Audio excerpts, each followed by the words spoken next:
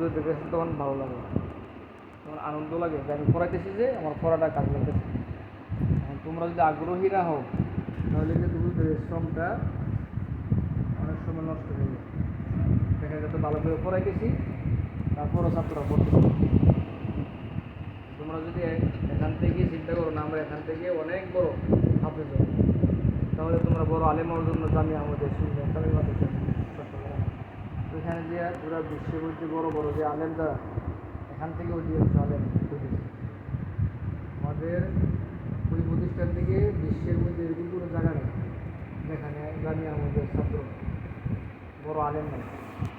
যেখানে যাইবা এবং সব জায়গার মধ্যে আমাদের মাদ্রাসার ছাত্র এখানে আছে।